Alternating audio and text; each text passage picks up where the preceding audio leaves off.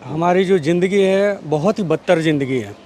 10,600 रुपये के आसपास में हमें सैलरी मिलता है और उसमें ही हमें पूरी तरीके से गुजारा करना होता है। अगर हमारे पास अगर 50,000 या 60,000 की सैलरी होती तो हमें यहाँ रहने की ज़रूरत नहीं होती।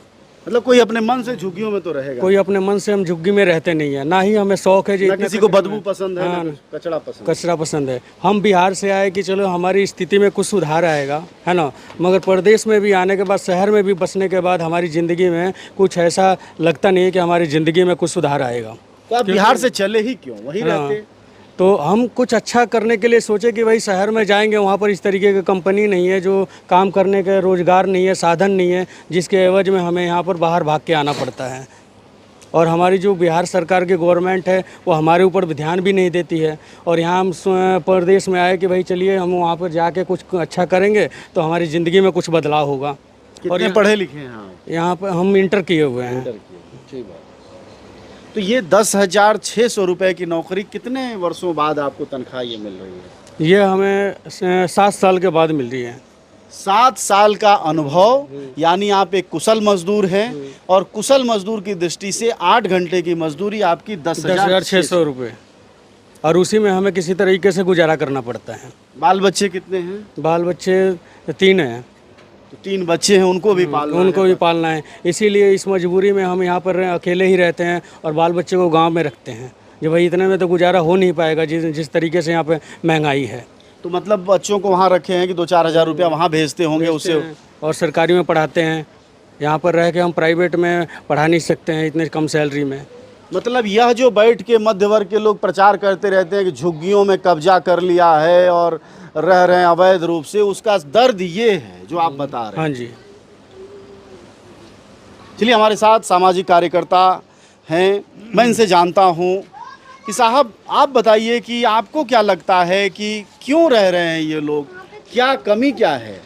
देखिए, पहले तो मैं ये कहूँगा कि जो लोग ऐसा बोलते हैं कि भाई ये यहाँ पे कब्जा कर लिया, कब्जा ऐसे कर लेते हैं, तो फ्लैट में रहने वालों को कुछ दिन के लिए हटाया जाए, झुग्गियों में लाया जाए और ये फ्लैट इनको झुग्गियों वालों को वहाँ ले जाया जाए। मतलब फ्लैट की एक इंटर्नशिप होनी चाहिए। हाँ, इंटर्नशिप होनी चाहिए।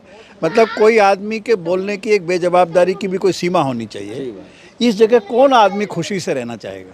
आप इनको आज ऑप्शन दीजिए, एक किसी व्यक्ति को आप ऑप्शन दीजिए कि आप चलिए फ्लैट मिल रहा है आपको।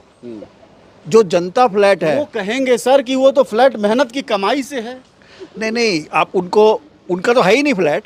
आप जो बोल रहे हैं ना कि भाई यहाँ पे खुशी से रह रहे हैं, उनको आप बोलिए कि आपका फ्लैट है वहाँ पे नहर पार में या कहीं भी, या आप वहाँ रहेंगे कि यहाँ रहेंगे, 1 मिनट में वो बोलेगा कि मैं जाने को तैयार हूँ।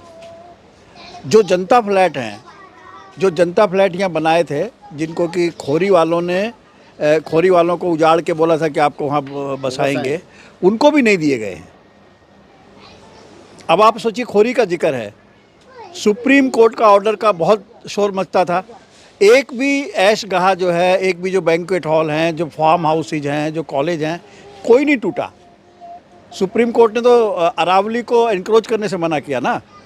अभी भी अरावली में अभी बस्ती तो ढह गई पिछले साल जुलाई में, लेकिन एक भी अमीर लोगों की जो वहाँ बहुत सारे आप देखेंगे फार्म हाउसेज हैं, बड़े बड़े बैंक्वेट हॉल से कम 20-25 हैं, एक लाइन से हैं, कॉलेज हैं, यूनिवर्सिटी हैं, अलग अलग नाम से मंदिर, व्यायामशालाएं बना के घिराया हुआ है, कुछ नहीं टूटा।